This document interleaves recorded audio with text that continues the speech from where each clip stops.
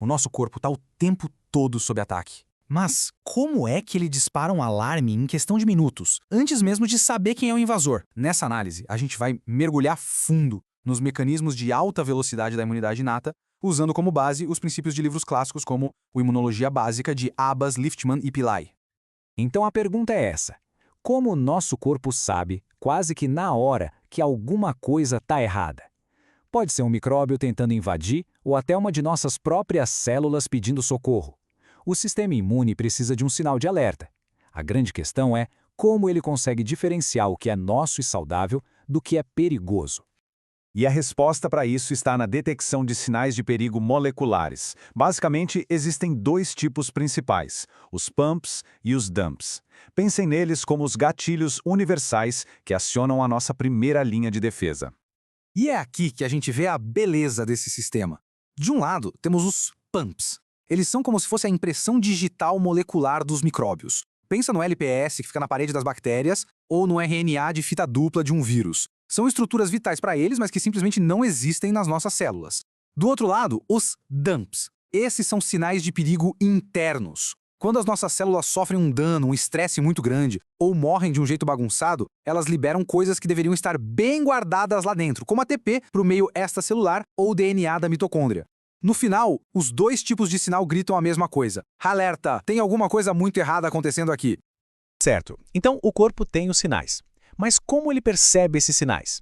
É aí que entram os sensores de movimento do nosso sistema imune, os chamados receptores de reconhecimento de padrão, ou PRRs. E estratégia de defesa é genial. Vigilância em múltiplas camadas. Os PRRs ficam posicionados exatamente onde o perigo pode aparecer. Na superfície da célula e dentro dos endossomos, os receptores do tipo TOL, os TLRs, ficam de olho no que vem de fora. Agora, se o invasor conseguir entrar na célula, aí dentro, no citosol, outros receptores, como os NLRs e os RLRs, agem como sentinelas internas. Ou seja, é uma rede de vigilância completa, distribuída de forma muito inteligente. Ok? PRRR foi ativado. E aí, o que acontece? O que começa é um alarme dentro da célula, uma cascata de sinalização super rápida, é como um efeito dominó molecular que leva a mensagem do sensor lá na ponta até o centro de comando da célula. Esse processo todo é pura engenharia molecular. Começa com o reconhecimento. O receptor ativado, então, funciona como um ímã puxando para perto dele proteínas adaptadoras. Essas adaptadoras dão início a uma cascata de quinases, que são enzimas que vão ativando umas às outras, amplificando o sinal como um megafone. E o ponto final, o mais importante, é que tudo isso leva à ativação de fatores de transcrição, que são as moléculas que viajam até o núcleo da célula para ligar os genes de defesa. E um dos mestres dessa orquestra toda é o NF-κB. Pensa nele como o interruptor geral da inflamação. Vários caminhos diferentes que começam nos PRRs acabam ativando o NF-κB. E uma vez que ele está ativo, ele corre para o núcleo e comanda a produção de um monte de moléculas que vão botar fogo na resposta inflamatória.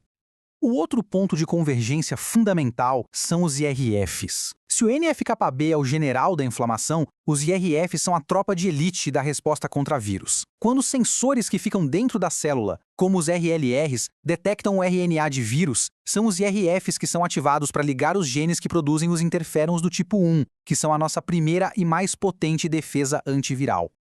Beleza, os interruptores foram ligados. E qual o resultado imediato disso? A célula começa a fabricar um verdadeiro arsenal de armas e alertas moleculares. E aqui estão os principais produtos dessa fábrica. As citocinas pró-inflamatórias, como TNF e IL-1, funcionam como um alarme de incêndio, causando febre, dor, inchaço. Os interferons do tipo 1, a gente já viu, criam um escudo antiviral nas células vizinhas. E as quimiocinas? Elas são como um chamado de GPS químico, sabe? Criam um rastro para recrutar mais células de defesa para o local da infecção. É um pedido de reforços em massa.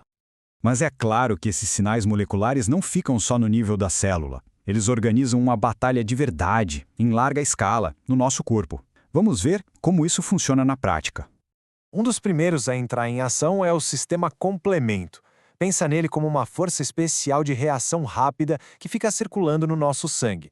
É uma cascata com mais de 30 proteínas que, quando é ativada por um micróbio, complementa e amplifica de forma gigantesca a resposta imune. E uma das funções mais importantes do complemento é a opsonização. O que é isso? Basicamente é o ato de etiquetar o patógeno, marcando ele para destruição. Moléculas como o fragmento C3b do complemento grudam na superfície do micróbio e funcionam como um sinalizador luminoso para as células que fazem a limpeza, dizendo: "Ei, esse aqui é para eliminar." E o ato de eliminar se chama fagocitose. Células como os neutrófilos e os macrófagos são os soldados de infantaria do sistema imune. Eles têm receptores que reconhecem essas etiquetas da opsonização. Isso permite que eles capturem, engulam os micróbios e destruam eles lá dentro com um coquetel de enzimas e outras substâncias bem tóxicas. E claro, a batalha dificilmente é vencida por uma única célula. As quimiocinas e outros mediadores inflamatórios criam aquele rastro químico que atrai um exército de reforços, principalmente os neutrófilos que estão circulando no sangue, direto para o foco da infecção. É um recrutamento em massa para conter a ameaça o mais rápido possível. Então, o ponto principal é esse. A gente tem um sistema de alarme molecular que é incrivelmente rápido e eficaz. Mas isso nos deixa com uma pergunta para refletir. Se essa resposta é tão poderosa, por que e como ela às vezes perde o controle e se volta contra o nosso próprio corpo, causando doenças autoimunes e inflamatórias crônicas, onde o alarme simplesmente não desliga mais?